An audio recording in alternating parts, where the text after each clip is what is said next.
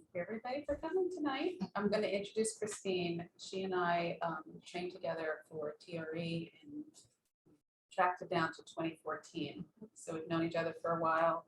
We've had some pretty amazing experiences together. And when you cry really heavily with somebody, they're going to be your friend forever. So I was thrilled when I saw that she'd written a book, because I've heard many of her stories, but now we'll have them written down so I won't forget them. Thank you. Okay, where is he? Thank you. So, yeah, thank you for coming. New to the book world, as I've said before, so I don't have a standard, this is what we're going to do, blah, blah, blah, blah, other than I'm going to read a little bit from the book, and then we can do questions if you want, Q&A, and we'll just see how it goes. So just a little bit, well, I talked a little bit about who I am. So my background is teaching, training, and grant writing. A teacher for about 35 years in both the academic world and the fitness world. And when I was introduced to movement the first time, like organized movement, that was kind of the first time I felt normal, for lack of a better term. I felt comfortable in my skin. So an overview of what the book is about, basically it's a call to action to women who have some stuff in their background, or manage stress and anxiety and depression for a variety of reasons. And it's a call to action to those women to heal the things that we're carrying around, or shit, as I lovingly like to call it, the shit that we carry around, because we unwillingly and unknowingly, more often than not, pass it on to the people we love, our children, those people, the people that we live with. And so why it's important to break that cycle of stress, generational trauma, et cetera, and there's my favorite way of doing that is by somatic work, getting into the body. So that's what this book is about. I'm going to read a section about TRE, how I was introduced to it. And like I said, we can do Q&A. Even though I've been a teacher for 35 plus years now, I do get mumble mouth once in a while. So you'll see me go, we try that again. So feel free to laugh, because I love, you can laugh along at me, with me, whatever you want to do. I'm totally fine with that. I love to laugh. So, and there is a mention in here, I believe in this chapter, once or twice about sexual assault. I'm a survivor of childhood sexual assault. So if that triggers you, just please know that that's not the intention. It's just part of my story. So, okay, shall we? Okay, awesome. All right. So the section or chapter heading, for lack of a better term, is called Making Sense of Me, Feeling, Healing, and Trauma Education. It started with a phone call from my mother. She said she'd just done this thing with her friend in Arizona while she was on vacation, and I needed to do it for myself and my clients. It had something to do with the body. She finished by saying, "There's a training coming up in Madison. I'm paying for it and you're going." I said, "Excuse me, what?" I'd never heard of this thing. This thing was called TRE, which stands for Tension, Stress, and Trauma Releasing Exercises. This was in 2014, and by then I'd been teaching group fitness, spinning, and yoga classes for almost 25 years. I assumed since the title had exercise in it that my mother thought it was a good fit for me. To clarify, TRE is not an exercise program. In 2014, I was heading into my second divorce, broke, single, parenting two amazing, beautifully talented daughters, and trying to figure out how I got there, and stressed all the time. I was teaching community-based yoga for employee wellness programs and teaching private lessons for a living and trying to find more sustainable employment. I looked online to see if I could get a visual about what she was talking about. I'd never heard of TRE.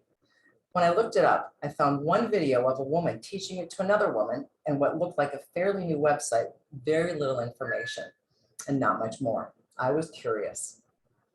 I did sign up. I did go to the training a few months later. I had no idea what I was in for, I had no idea what I was in for or the impact this thing would have on my life. It wasn't long before I was in Madison at the venue for the TRE training, standing in line with many others, getting my folder, name tag, and signing a lot of papers.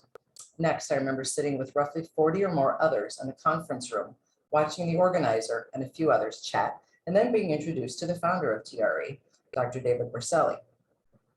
David Berselli gave us a presentation. His slides explained how we developed TRE and the science behind it. I remember thinking to myself after a few slides, what is he talking about? And I am so out of my league here. The slides for that section of the presentation were fairly science heavy, and I didn't understand anything he was saying, as I had no reference at that time about neurology, how the brain works, how trauma affects the brain, and more. It reminded me of stats class in grad school, not my favorite. I felt so dumb because it was hard for me to understand the science that he was discussing because my anxiety was at an all-time high. It also fed into my I'm too dumb to understand this inner critic. Right on cue, as I had done often in my life, I had an exit plan and heard my lovely inner critic saying, okay, stay until the break and then you can leave and no one will notice. Shortly after that, as luck would have it, the theme of the slides changed to anatomy. This I understood. Whew. Dr. Berselli had great pictures, and my anxious, self-doubting, hyper, self-critical brain calmed the F down. So I stayed longer. Oh my God, am I glad I stayed. My life changed in many ways after that weekend. Then we practiced TRE. It was weird, it was magic, it was profound. The short version of the story is I was lying on the floor with 40 plus other people there, and we were shaking or vibrating or whatever you want to call it. Some people were laughing, some people crying. Some were quietly talking, the ones who had done it before, and more. I remember looking around to see what the other people were doing because I heard noises I couldn't determine. We were instructed that it was okay to look around, but that it was best to just remember to try to breathe and focus on ourselves. I did, and this thing felt like a massage from the inside out. I had never felt anything like this in my life. It also felt normal and natural, but I could not understand why. Dr. Berselli and the other trainers were walking and talking and observing, checking in and quietly talking to some of us on the floor. And I remember being sad. I wasn't sure why. I also remember feeling like I couldn't take a deep breath. I was breathing, but it felt shallow and stuck in my chest. That was weird for me because as a yoga and exercise person, breathing was a thing. I didn't remember ever having that feeling before, except when I took a breathing class. As my breathing became more challenged, Dr. Berselli walked by. He must have sensed something was a little off with me. I'm certain I had a weird look on my face. I don't have a poker face. He knelt down and asked me how I was feeling. His voice was calming. I remember telling him that I felt like I couldn't take a deep breath and how weird it was for me. He asked if he could try to help. I said, yes, please. I loved hands-on modifications from teachers at other fitness and yoga conferences. I was game for anything. Plus, it always felt so good to have someone make physical adjustments to your body that helped it move and feel better. He then, as I now know, did an intervention. He applied gentle pressure to a restricted place right near my diaphragm. How he knew what to and what in that specific place blew my mind at the time. He told me to inhale, and I did. Then he applied gentle pressure to an area on my sternum, and I was told to exhale. I did. And then I took the deepest breath I'd ever taken in my life, or at least that's what it felt like at the time. This blew my mind. I was shocked, I was relieved, and then I started to cry. I let the crying happen, which for me prior to that, crying in public was absolutely not okay. It was as if my entire body let go. He gently suggested I roll to my side and rest. I did. I cried more quietly, and for whatever reason, I knew that my life had changed because something shifted in my body. I felt unstuck. I was in the right place. I wasn't sure why, but I knew I was. And this began my training to be able to teach this amazing body-based self-healing tool to others. So what is TRE really? The short version is that TRE is a universal body-based healing and wellness tool that's a series of 7 exercises that anybody can do anywhere. It activates our primitive reflexes that bring us out of fight or flight. It can help release stress and trauma, increase resilience, decrease reactivity, decrease anxiety, and helps regulate our nervous system and much more. When I'm asked, what do you do in a TRE session? I hear myself saying, we do a series of movements that stretch and stress certain parts of the body, and then we lay on the floor and shake or tremor. Insert smile here. I wait to see the look on someone's face after they hear this. This is usually when most people give me a, wait, what? Look, And then I further explained that shaking or vibrating or shimmying or tremoring or whatever you want to call it is natural for the body to do and is the completion of the stress cycle. If you've ever seen a dog shake from fear, it's the same thing. Think about when dogs are scared from loud noises, like the 4th of July or during a thunderstorm. My dog's behavior changes drastically when they're scared. They tremor, hide, become clingy, and they start to pant or pace, or both. The dogs don't know it's weird or looks weird because they're dogs, so they don't stop it from happening. Most people relate to this one, and they say, oh, okay, that makes sense to me, or my dog does that. And then I go into my litany of how amazing it feels, what it's done for me on a physical level and an emotional level. Their eyes get big, and their response is always, I need to try that. And so does insert someone they know or love. And then I hear all the stories why they need it. That's TR in a nutshell, but there's more. But this brilliant method of stress and trauma management is a tool for so much more. It's helped me connect with myself on a deeply delicious level. It's given me the best trauma-informed education I could ever ask for. Has helped me heal and has helped me make sense of my life.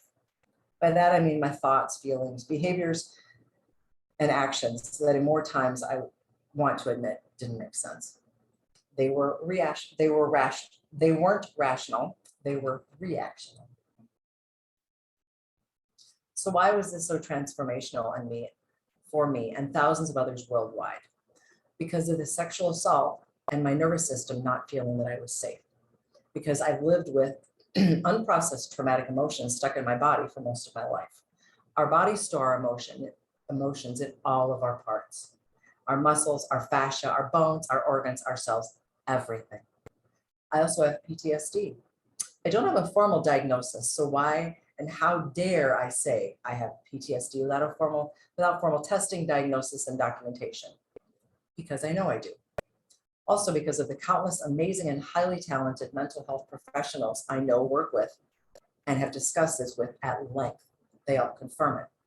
If you look at the markers, characteristics on the various sites that are devoted to PTSD, I meet a lot of them, or have at some time or another.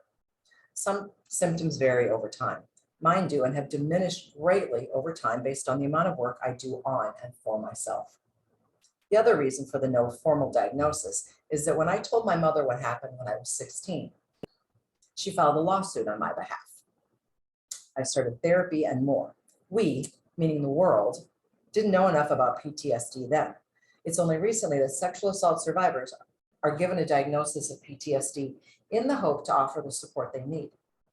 Prior to that, it was for military personnel only. By then, I mean, it was the late 80s, mid to late 80s. Once I became familiar with the markers of PTSD, it helped me make sense of things. I'm not attached to that phrase. However, naming it releases some of the hold it has. Had we known then what we know now in 2023 about trauma and the physiological and neurological effects it has on us, things may have been different for me. But if they were different, I may not have landed where I am today. I wouldn't have the stories I have.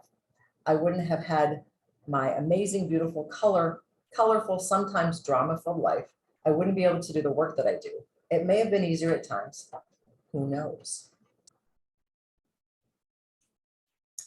This amazing tool helped me navigate and heal deeply like nothing else ever has. It got to the underlying deep issue that talk therapy, exercise, yoga, and everything else I've done in my life to heal this wound couldn't do. It was and still is the tool that addressed the deep, deep inner part of me that no one sees and that I couldn't access. It activated the proverbial inner healer in me.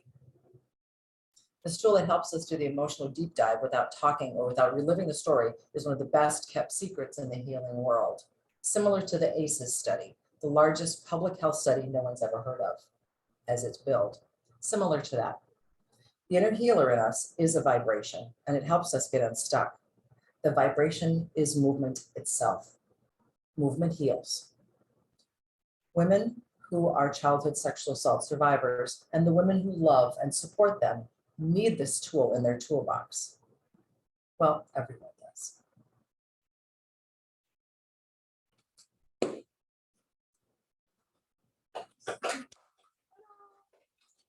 There's more to that section, but yeah.